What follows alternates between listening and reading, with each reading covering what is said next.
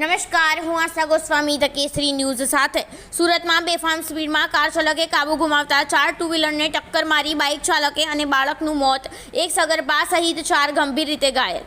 નીતિશ કુમારને મળી હતી વડાપ્રધાન પદની ઓફર, પરંતુ જેડીયુ નેતાના નિવેદનથી રાજકીય ગરમાવો જોવા મળ્યો.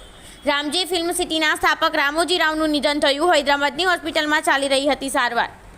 ભારતમાં ઉત્સાહપૂર્વક કાર્યની રાહ જોઈ રહ્યો છું. એલન મસ્કે પીએમ મોદીને પાઠવ્યા અભિનંદન. કેનેડામાં ખાલિસ્તાન સમર્થકો દ્વારા ઇન્દિરા ગાંધીની હત્યા ઝાંખી કાઢવામાં આવી. રાજકોટના પૂર્વ પોલીસકર્મીએ યુકેમાં સાંસદની ચૂંટણી માટે નોંધાવી ઉમેદવારી. પોરબંદરમાં યુવકનો યુકેમાં દબદબો.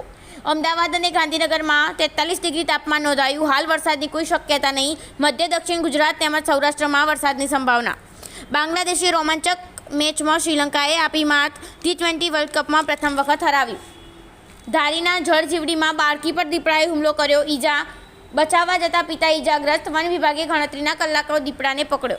સ્વામિનારાયણ ગોકુળધામ નાર ખાતે રાષ્ટ્રીય કક્ષાનું રમતગમત મેદાનનું ખાતમુહૂર્ત કરાયું. બેંગ્લોરની કંપની મેદાન કરશે તૈયાર. કોંગ્રેસ વર્કિંગ કમિટીની આજે બેઠક યોજાશે. અનેક મુદ્દાઓ પર થશે મહામંથન. વિપક્ષના નેતા પણ લાગશે માહોર. ભીષણ ગરમીથી મળશે રાહત. હવામાન વિભાગે રાજ્યમાં વરસાદની સંભાવના વ્યક્ત કરી. ભાજપ સાંસદ કંગનાને થપ્પડ મારનાર કુલવિંદર કૌરને બોલિવૂડ સિંગરે જોબ ઓફર કરી. કહ્યું, જય જવાન જય કિસાન. આ પવન નહીં, આંધી છે. એનડીએની સંસદીય દળની બેઠકોમાં પીએમ મોદીએ કરી સાઉથ સુપરસ્ટારની પ્રશંસા. પોલીસે રોડ રેજ ઘટના મામલે રવિના ટંડનને આપી ક્લીન ચીટ. અભિનેત્રીનું પ્રથમ રિએક્શન સામે આવ્યું.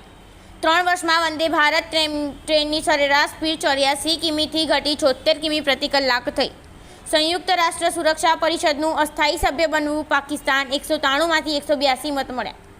રશિયન ઓઇલ રિફાઇનરી પર ડ્રોન હુમલો. રાષ્ટ્રપતિને એવું કેમ કહ્યું કે ઝેલેન્સ્કી ફ્રાન્સ પહોંચી ગયા. બોક્સ ઓફિસ પર પ્રથમ દિવસે જ ભુજિયાએ મચાવી ધાક.